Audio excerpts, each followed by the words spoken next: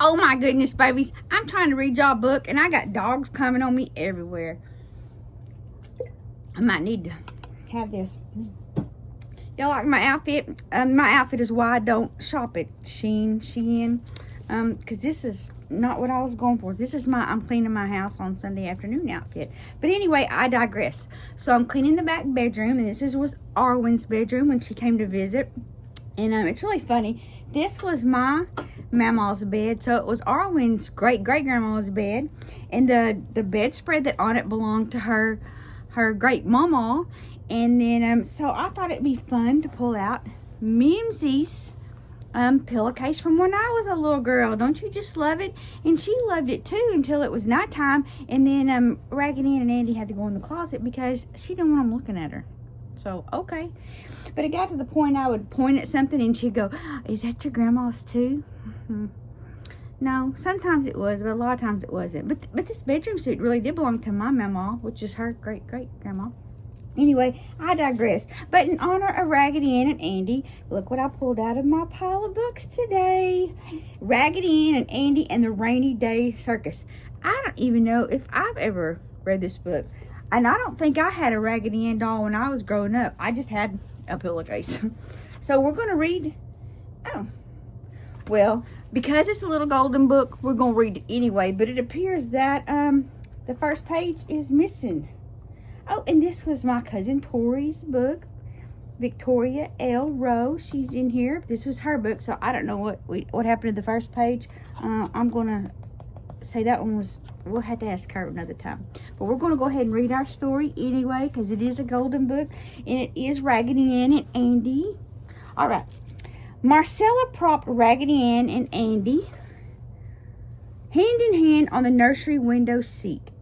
Please don't be sad, she said. I wish I could take you to the circus with me, but it's too wet outside. You'll get all soggy. Oh, yeah, wet and rag dolls don't g-haul together. Marcella put the rest of the dolls in their places on the shelf. Then she tucked Fido in his dog bed and Boots in her kitty basket. Goodbye, my dears, Marcella waved from the door. I'll be home soon. Raggedy Ann winked at Andy. Just wait. Oh, sorry. Just wait, she whispered. We're going to have a circus here, too. The very second the door closed, the nursery sprang to life. Forward, march, Soldier Doll shouted as he led his troops out of their shoebox and barracks. 2, 3, 4. 2, 3, 4. I wasn't a soldier. My son's an airman. Clown Doll danced for joy. Cowboy Dog galloped after a bandit. Can you just see? Doggies. And Fireman Doll raced his truck out of the little red firehouse. Ching cling! Here I come, he called. Woo, woo, woo, woo. I added the sound effects. That's not really here. Quiet, everyone, said Raggedy Ann. I have a surprise. We can have our own rainy day circus right here in the nursery. What a plan, what a plan. We can use the sheets from Marcella's bed for a circus tent, added Andy. And we can build benches out of the blocks, said Soldier Doll. Hooray, cheered the dolls.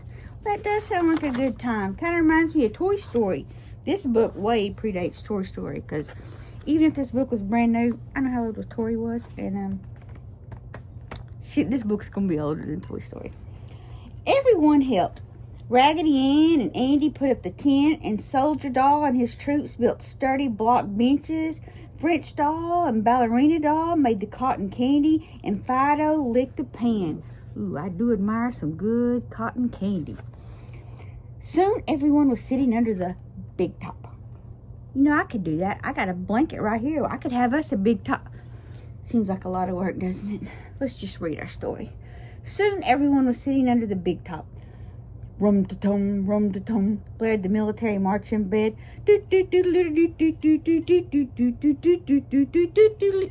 Sorry, I get carried away. I like that tune. Our rainy day circus has just begun. Look at those fun pictures. First came a colorful parade of clowns and stuffed wild animals. There were lions and tigers and pelicans and teddy bears. Lions lions and tigers and bears. Oh my. And a pink elephant on roller skates. Isn't he funny?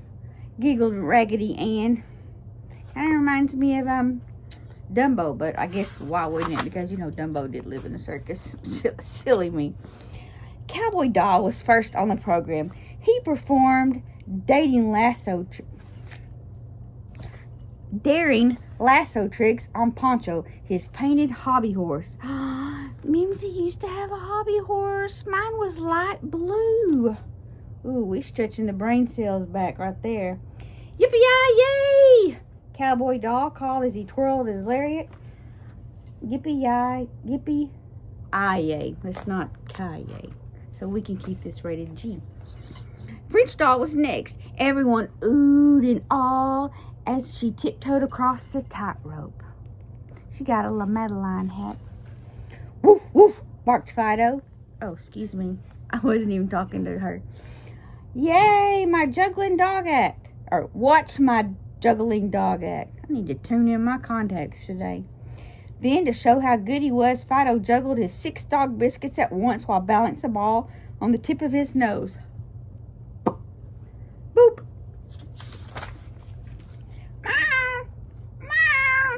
Meowed Boots. I'm the marvelous cat on the flying trapeze. Watch me float through the air with the greatest of ease. They always say that, because they just can't figure out anything else to rhyme with trapeze besides ease.